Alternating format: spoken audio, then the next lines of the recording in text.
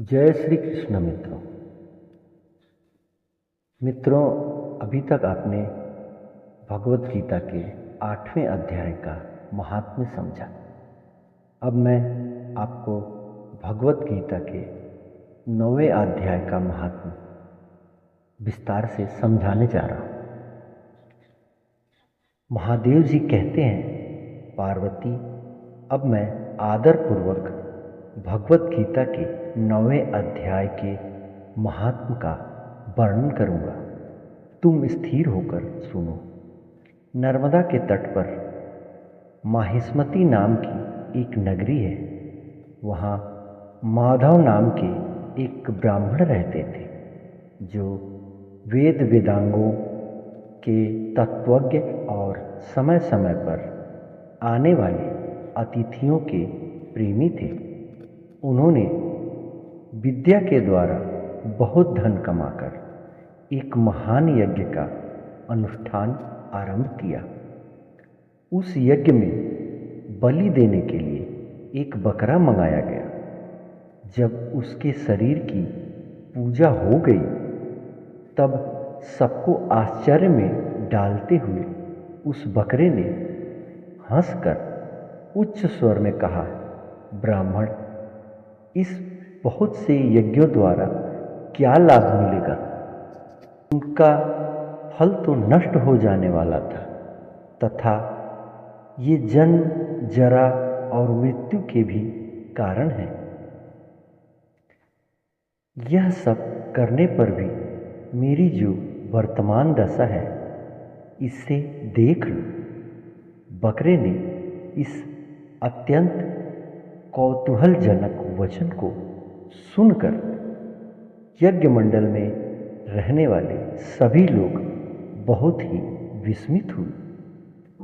तब वे यजमान ब्राह्मण हाथ जोड़कर अपलक नेत्रों से देखते हुए बकरे को प्रणाम करके यज्ञ और आदर के साथ पूछने लगे। ब्राह्मण बोले, आप किस जाति के थे? आपका स्वभाव और आचरण कैसा था? तथा जिस कर्म से आपको बकरे की योनि प्राप्त हुई, यह सब मुझे बताइए। बकरा बोला, ब्राह्मण, मैं पूर्व जन्म में ब्राह्मणों के अत्यंत निर्मल कुल में उत्पन्न हुआ था। समस्त यज्ञों का अनुष्ठान करने वाला और वेद विद्या में प्रवीण था। एक दिन मेरी स्त्री ने भगवती दुर्गा की भक्ति से विनम्र होकर अपने बालक के रोग की शांति के लिए बलि देने के निमित्त मुझसे एक बकरा मांगा। तत्पश्चात जब चंडाल को मंदिर में यह बकरा मारा जाने लगा, उस समय उसकी माता ने मुझे शाप दिया, ओ ब्राह्मण, मैं नीच पापी, तू मेरे बच्चे का वध करना चाहता है, इसलिए तू भी बकरे की योनि में जन्म लेगा। द्विजश्रेष्ठ, तब कालवश मृत्यु को प्राप्त होकर मैं बकरा हुआ। यद्यपि मैं पशु योनि में पड़ा हूँ, तो भी मुझे अपने पुनर्जन्मों का स्मरण बना हुआ है। ब्राह्मण, यदि आपको सुनने की उत्कंठा हो तो मैं एक और भी आश्चर्य की बात बताता हूँ। कुरुक्षेत्र नामक एक नगर है, जो मोक्ष प्रदान करने वाला है। वहाँ चंद्र शर्मा नामक एक सूर्यवंशी राजा राज्य करते थे। एक समय जब सूर्य ग्रहण लगा था, राजा ने बड़ी श्रद्धा के साथ काल पुरुष का दान करने की तैयारी की। उन्होंने वेद वेदांगों के पारगामी एक विद्वान को बुलाया और पुरोहित के साथ वे तीर्थ के पावन जल में स्नान करने को चले। 2 वस्त्र धारण किए, फिर पवित्र और प्रसन्नचित होकर उन्होंने श्वेत चंदन लगाया और बगल में खड़े हुए पुरोहित का हाथ पकड़कर तत्कालोचित मनुष्यों से घिरे हुए अपने स्थान पर लौट आए। आने पर राजा ने यथोचित विधि से भक्तिपूर्वक ब्राह्मण को काल पुरुष का दान किया। तब काल पुरुष का हृदय चीरकर उसमें से एक पापात्मा चंडाल प्रकट हुआ। फिर थोड़ी देर के बाद निंदा भी चांडाली का रूप धारण करके काल पुरुष के शरीर से निकली और ब्राह्मण के पास आ गई। इस प्रकार चंडालों की वह जोड़ी आंखें लाल किए निकली और ब्राह्मण के शरीर में हाथ प्रवेश करने लगी। ब्राह्मण मन ही मन गीता के 9वें अध्याय का जप करते थे और राजा चुपचाप यह सब कौतुक देखने लगे। ब्राह्मण के अंतकाल में भगवान गोविंद शयन करते थे। वे उन्हीं का ध्यान करने लगे। ब्राह्मण ने जब गीता के 9वें अध्याय का जप करते हुए अपने आश्रयभूत भगवान का ध्यान किया, उस समय गीता के अक्षरों से प्रकट हुए विष्णु दूतों द्वारा पीड़ित होकर वो दोनों चंडाल भाग चले। उनका उद्योग निष्फल हो गया।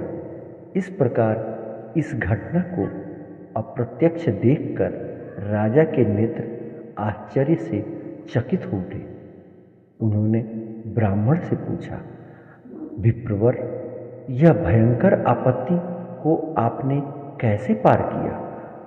आप किस मंत्र का जप तथा किस देवता का स्मरण कर रहे थे? वह पुरुष तथा स्त्री कौन थी? वे दोनों कैसे उपस्थित हुए?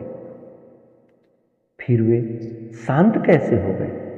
यह सब मुझे बताइए। ब्राह्मण ने कहा, राजन, चांडाल का रूप धारण करके भयंकर पाप ही प्रकट हुआ था और वह स्त्री निंदा की साक्षात मूर्ति थी। मैं इन दोनों को ऐसे ही समझता हूँ। उस समय मैं गीता के 9वें अध्याय के मंत्रों की माला जपता था।